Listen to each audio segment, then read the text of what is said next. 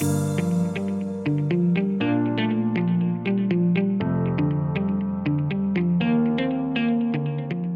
Alldus podcast is brought to you by Alldus International, supplying your expert AI and digital transformation staffing needs across the US and Europe. Today, you are listening to our AI in Action series, where leading minds in AI from across the world share their story, success, and advice. AI in Action cuts through the hype and explores the true impact of artificial intelligence in our world today.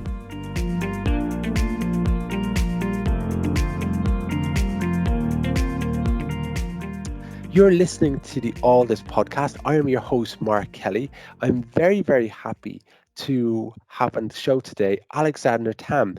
Alexander is a recognized author as well and a bestseller, and he is the founder of Alexander Thamm. Alex, thank you so much for being on the podcast today. Great to have you here on the show. Yeah, thanks, Mark. Thanks for having me. And very excited about sharing a little bit of what we do. And you guys have a tremendous setup of and a long history in the field. So very excited to be here. Thank you. Some people will know you from the Ultimate Data and AI Guide, which has been a fantastic success, and a lot of people talk about that book as well. But for people that don't necessarily know you and what you do, tell us a little bit about your journey and some of the work that you do. Yeah, happy to do that. So basically, I started a little bit more than a decade ago working at BMW, so like almost 15 years now. And at this time, there was not the big hype for big data or for AI or machine learning, but already there were some questions where you were overwhelmed using your Excel tool set, or in the business departments or in the IT department, there was not the possibility to quickly generate value and insights from data. And that's basically where I started my journey. And I was a PhD student then. I was researching what now we would call like predictive maintenance, how to project failure of cars, and how to project actually, or how to optimize marketing campaigns due to individual needs of spare parts and wear and tear. And then during my PhD, BMW actually asked me to become a vendor for them, as they didn't have, it was the financial crisis and there weren't any jobs, but they wanted to continue to work. So I became a freelancer, and then I had for some reasons to found a company, and that's how the whole journey with RT started. For people that aren't in this world day to day, generating insights and return on investment from data science projects isn't necessarily a straightforward task. And there's quite a bit of work that's involved in actually applying data science and AI to a product or project to make sure you're generating return on investment, to make sure it's worth doing. Tell us a little about some of your learns along the way with this, and people need to be mindful for it. Yeah, very good question. Yeah, I mean, and I think that was a very good school at this time at BMW, that it was always about the value. So we always had to prove that the stuff works. And I didn't come so much from a research background. And I never actually also finished the PhD, because then I got just sucked up in growing the company and doing project work. And now, after more than 1,000 projects for more than 100 clients, mostly large clients in the German-speaking region, but also international clients. I think it's important that you follow a certain structure in those projects, and the structure, we call it data journey, is similar to other IT projects, but not quite the same. Working with data and with machine learning demands, let's say, a different procedure than normal IT or business projects. Tell us a little about some of the projects and work that you help customers with.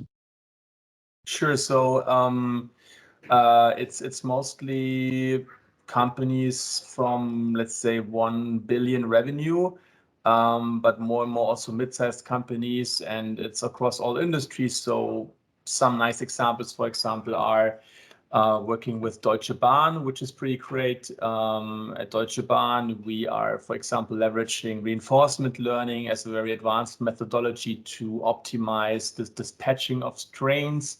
Another very great project is the Netflix for cooking. So I don't know if you guys know that the Thermomix from Vorwerk, this cooking device, and now their digital business model is very, very evolved, where we are building basically the recommendation engine for giving you personalized recipes and also optimizing your whole product and cooking experience, which is pretty awesome.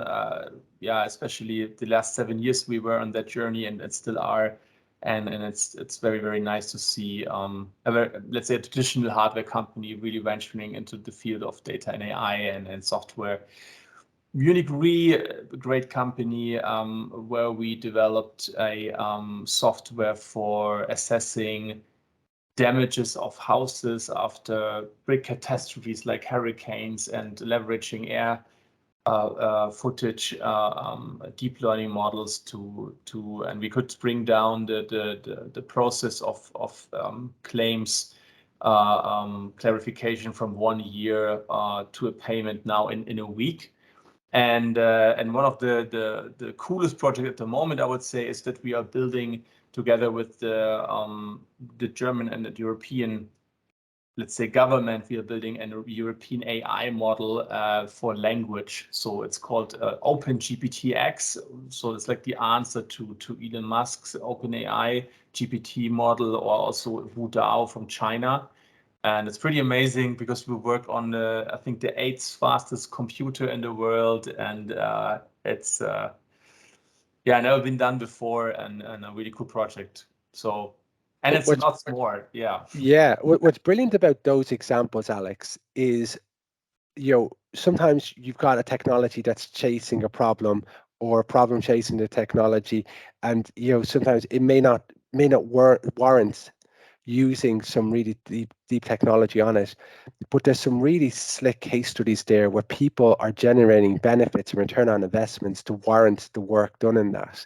And even from a customer's point of view, go from like 1 year down to 1 week, or to be able to have that customer experience that digital transformation has enabled people to have that better journey. And everyone wants to replicate that Netflix experience because it just works, and it works all the time on multiple different types of devices.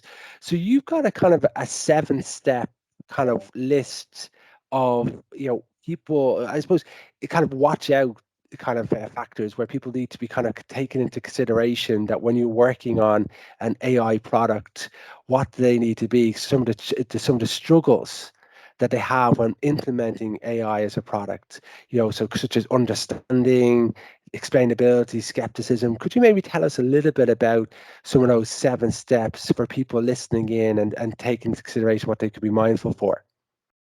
Yes. So basically, this data journey consists, let's say, of 4 larger chunks of how you work.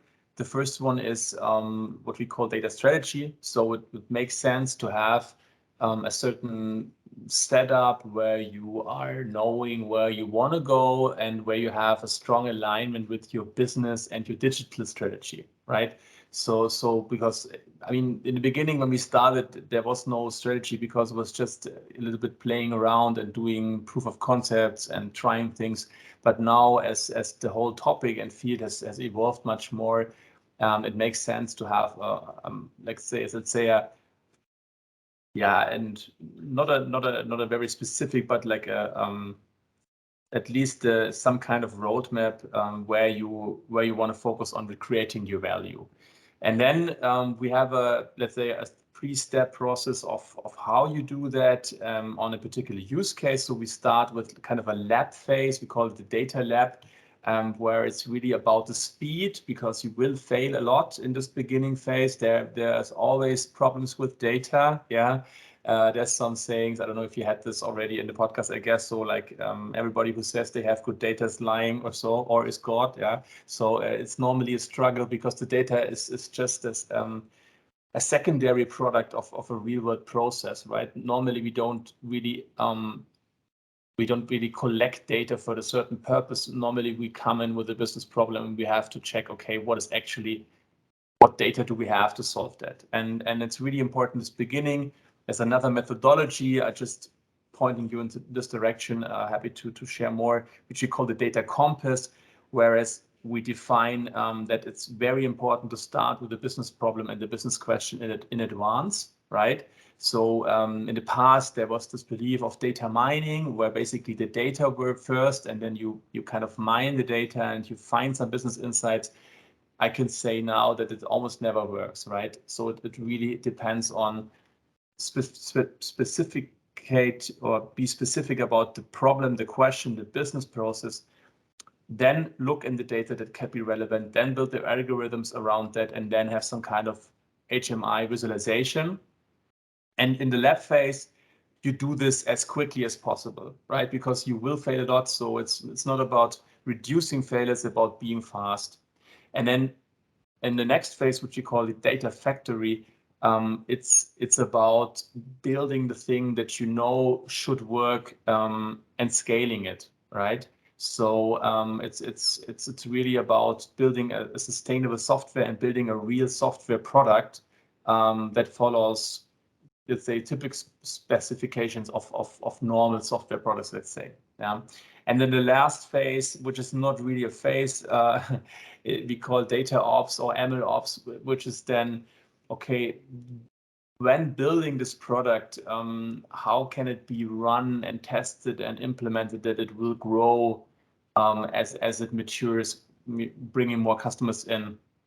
And that's basically, I mean, I don't know, there's some sub steps. So you're right with the 7 steps, but I mean, it's not so much about if it's like 7 or 8 steps. I think it's really important that you have this, that you know which phase are you in with your company, with your product you're building, with your use case, and that you know that you need different style of driving, let's say, during those phases. Yeah, you will. It's like driving your car. If you're on ice, you go differently. You steer the car differently than if you are on I don't know, asphalt or mud or something, right? And it's kind of the same. And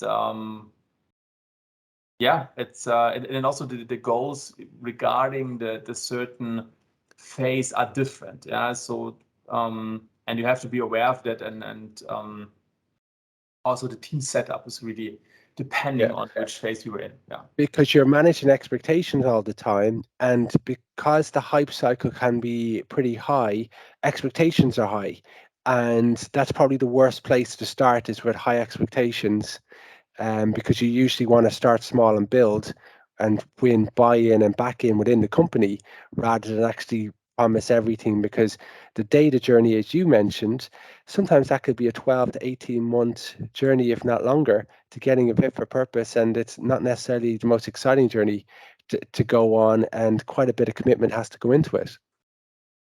Yes, very good point. I mean, if you look at Vorwerk now, they're very renowned in the industry. Vorwerk Digital is a great team, and they're doing great stuff. But well, it's a 7-year journey now, right? So it's always easy to look back. Or if you look at other companies, you know, Google, Netflix, and whatever. I mean, even Google was kind of skeptic about deep learning at the beginning. Yeah, you know the story from Andrew Ng, for example. So, and you have also the survivorship bias, right? That now you talk to all the successful people, but and all the successful use cases, and people forgot about the hundreds and thousands of things that didn't work.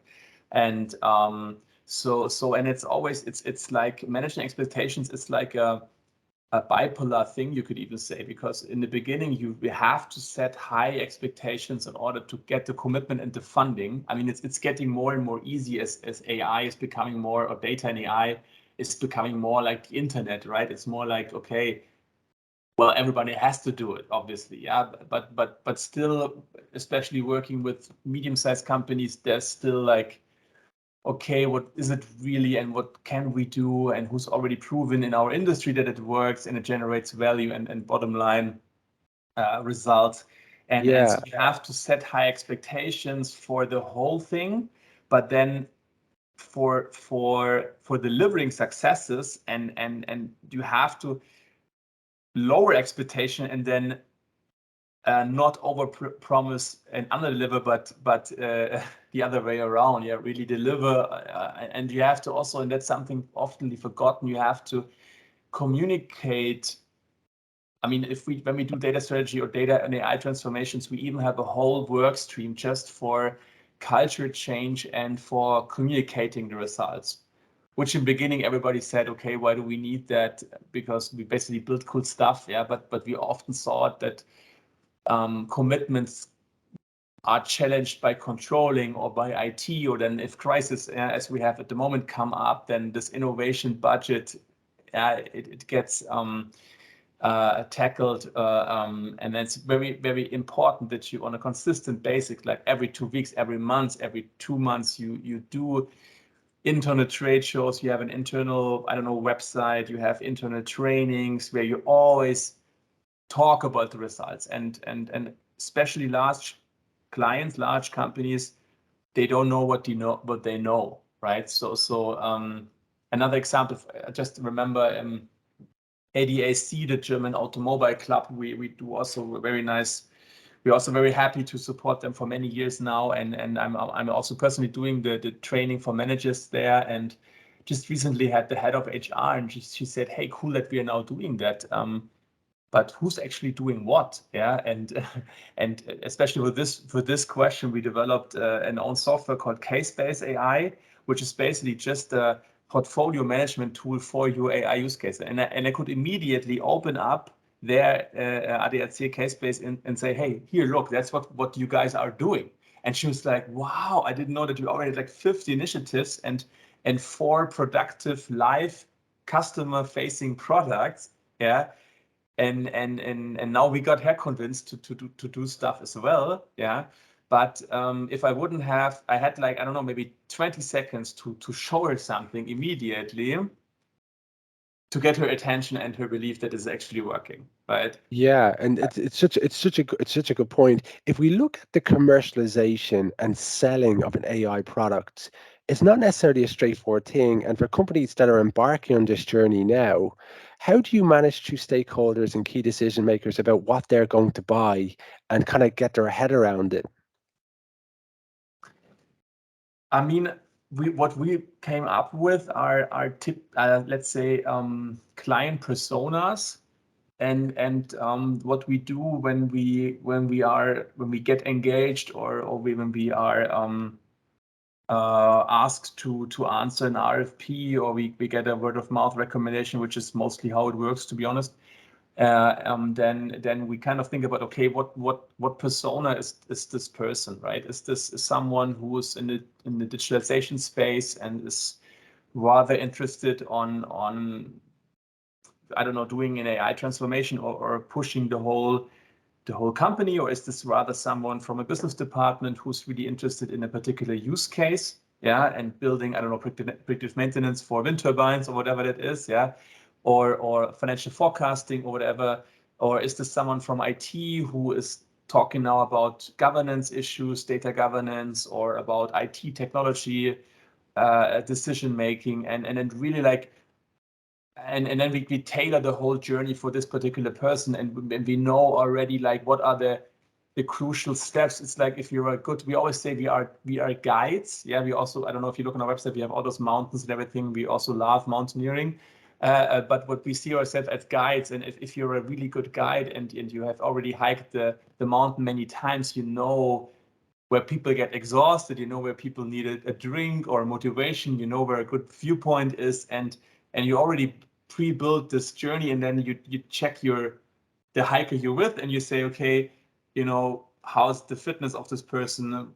Yeah, is this person into views, or I don't know, plants, or seeing animals, or having a climb, or just a hike, or whatever. And then that's really what you want to do, because you want to make a safe and great journey for this person to be successful in the end. And also, I think that's what distinguishes us a little bit from, I would say, typical consultants. Yeah, I also worked in other consultancies before, and sometimes I see that, so if they do strategy, it's really about delivering like great slides, and then it's like they go to the next strategy project, right? Or if they are like building something, if it's an engineering, consulting company or they're really about, okay, I built this and then I'm out, right? And for us, what we really want to now say we want to save Europe. It sounds a bit strange, I mean, especially from the context right now, but I think that Europe has great innovation in terms of building great products, right? I mean, cars and the whole hardware industry and our whole heritage in Europe for just being very innovative. I mean, all those people, Bosch, Siemens, and whatever, right? And but in the software field, we kind of a little bit maybe missed the train, and but we know from a lot of studies, if it's PwC, McKinsey or so, that in the next wave or the next phase of data and AI, it's not going to be so much the software companies who will derive the value, but it's more the traditional companies, yeah, who will transform their business model and leverage data and AI, just like they did 20, 30 years ago with the internet, right? And This is there is a great chance for Europe. Yeah, and this kind of ties into my kind of last two questions is, which industries do you see the biggest impact for? Well, I sometimes I play a game with others and I say, tell me your problem, and I tell you how data and I can help you. And I almost always catch them. Yeah, I do this also in like a hot share format, and then yeah. So I would say each industry, each function, it's like the internet, right? Can somehow benefit from data and AI. And if you want me to do like a ranking, it's really hard to do because it's also depending on how do you measure success. Is it? But basically, I mean, I would say for the car industry, for example, right? I mean, it's obvious that autonomous driving, that's sustainable, leveraging energy. Yeah, we see this now with the exploding costs of gas and gasoline and everything, right? So having a great experience with your Porsche Taycan or with your, I don't know, Volkswagen ID.3 or your BMW i whatever, it's the algorithms that help you have a smart routing and charging strategy. It's so crucial for your driving experience, right? Because then if you are going very fast, but then you wait half an hour to charge the car again, and you go really fast, right? So you see there's the software, and for them it's super crucial to survive, right? And not talking about the whole value chain and supply chain thing. Then if you look at energy companies, right, for them same thing. Yeah, it's about the distribution, creation of energy. It's a whole different game now where software algorithms have. And I could go on and on and on. Look at medical. I mean, most of the COVID, we are very happy to work also for a large, for one of the vaccination developers or research pharma companies in Germany, and we're helping them to optimize their logistics in distributing the stuff quicker and having the right sizes, and also you see that AI is used for actually finding well, what's the English term?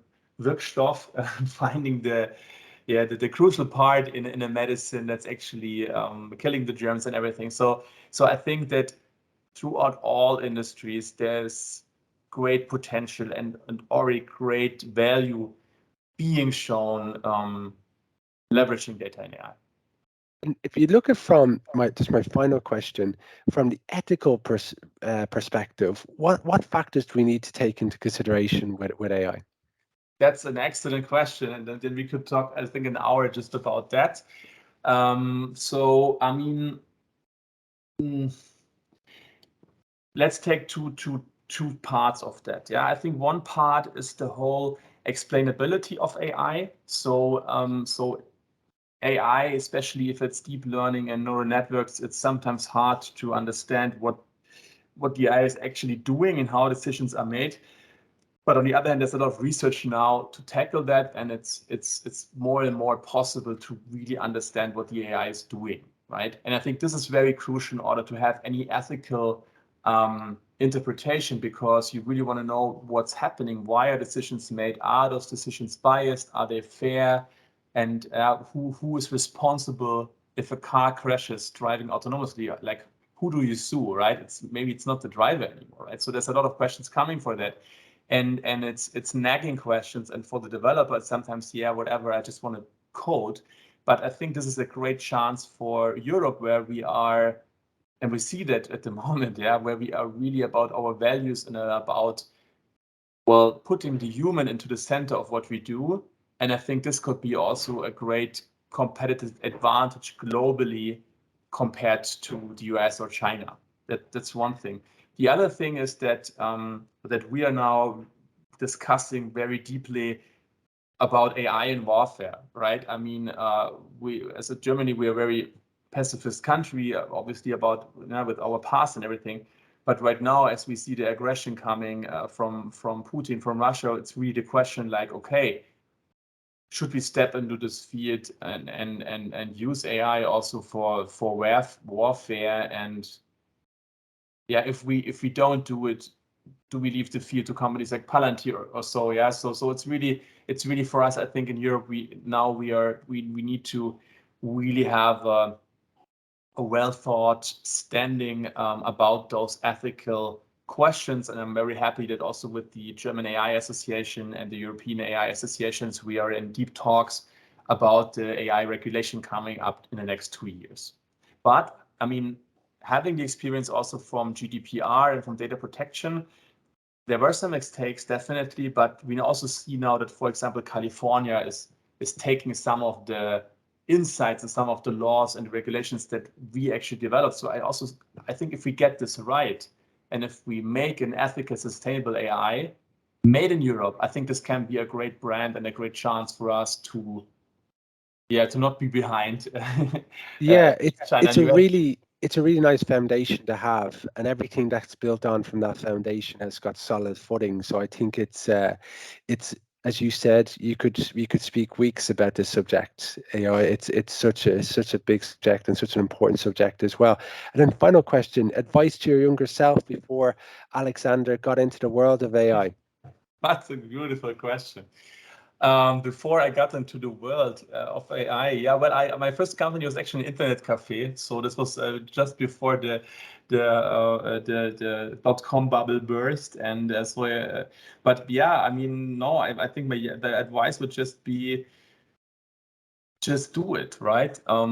Looking back, sure, I would do things maybe quicker and faster and more aggressively or whatever. But on the other hand, being the person you are with the capabilities you have, it's also about the journey, and maybe also for all of you out there, just do it. Be brave, do the stuff, learn from doing, talk to people, and especially right now where there's so much also pain in the world, I think we need more people who are eager to change the world, and AI is just such a great chance, and I'm just so grateful to be one of the people who actually can leverage AI to have an impact. It's just such a great tool, and I'm just so grateful that I somehow stumbled upon this, and I'm kind of know what it is, and I can leverage it to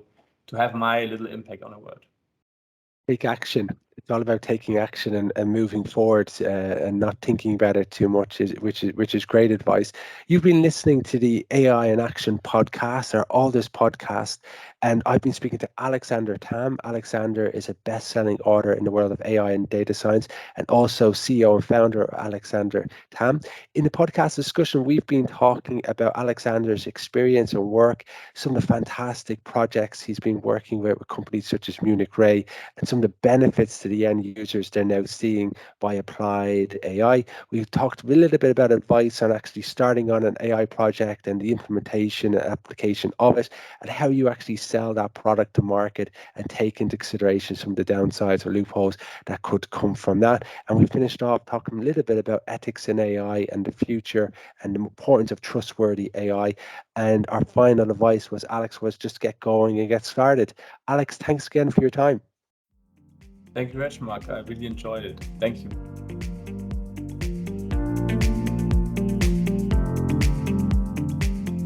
Thanks for listening to this episode of the Alldus podcast. If you enjoyed today's episode, don't forget to subscribe, rate, and review.